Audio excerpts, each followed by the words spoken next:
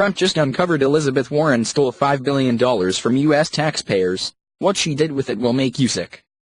The signature achievement of Elizabeth Warren while in the Senate has been the creation of the Consumer Protection Financial Bureau, or CFPB. It was created to act as a watchdog for the financial industry following the 2008-09 financial crisis. Now it's all coming out what she's allegedly responsible for doing, and it's not good.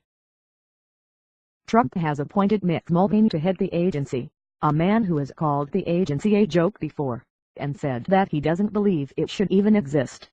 I'm sure Warren must be thrilled.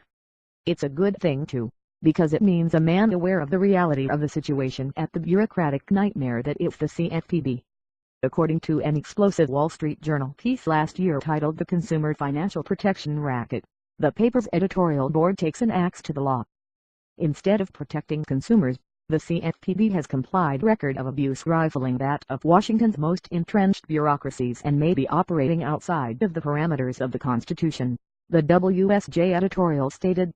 They quoted lawyers representing a mortgage lender called PHH, which had been appealing the CFPB increasing a $6.4 million penalty the firm already owed to an additional $105 million. How? It appears that they've just created law out of thin air. The President and the Congress have no control over this agency, PHH's lawyers stated in court. The only check on this agency is right here. If it isn't for the judiciary, this agency could do anything it wants. It's arguably an unconstitutional agency, and one that has no problem wasting money. CFPB pays 56 employees more than the $199,700 Federal Reserve Board Chairman Ben Bernanke receives. Federal Reserve governors get $179,700, the figure exceeded by 111 CFPB workers. Six-figure salaries go to 741 employees, or 61% of the CFPB workforce, with 1 in 4 taking home $150,000 or more. According to the Gateway Pundit, Warren has been allegedly operating a slush fund. The New York Post's Paul Sperry reports that the CFPB is engaged in a wide variety of corruption. Everything from amassing secret ledgers to using penalties to launder funds into left-wing causes. Of course, because the CFPB operates independently of the U.S. government, the full audit of the agency's balance sheet have never been done. This sad reality may very well change under Mulvaney's leadership. According to the Post report, bounced business owners and industry reps from secret meetings it's held with Democrat operatives, radical civil rights activists, trial lawyers and other community advisors, according to a report by the House Financial Services Committee. Retained GMMB, the liberal advocacy group that created ads for the Obama and Hillary Clinton presidential campaigns, for more than $40 million, making the Democrat shop the sole recipient of CFPB's advertising expenditure.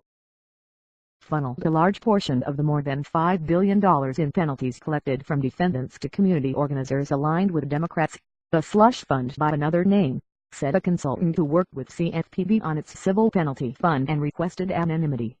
Reports of the CFPB awarding lucrative contracts to left-leaning organizations is nothing new.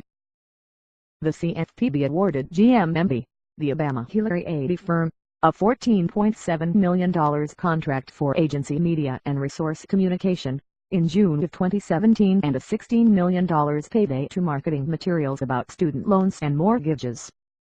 The Post also discovered that the CFPB's activity is raising more than a few privacy concerns. CFPB has secretly assembled giant consumer databases that raise individual privacy as well as corporate liability concerns. One sweeps up personal credit card information and another compiles data on as many as 230 million mortgage applicants focusing on race and ethnicity. While Ronald Reagan once observed that nothing lasts longer than a temporary government program, the CFPB was intended to be permanent and may now only be temporary. On his first day on the job, Mulvaney instituted a 30-day freeze on all new hiring and creating of new regulations at the CFPB. The banking industry breathed a sigh of relief when he did so, as they and industry analysts have long observed that some harsh and unjust regulations created and enforced by the agency had driven thousands of banks out of business. The agency should have been eliminated long ago. It's a relief that the captain of that ship appears to be heading deliberately into an iceberg.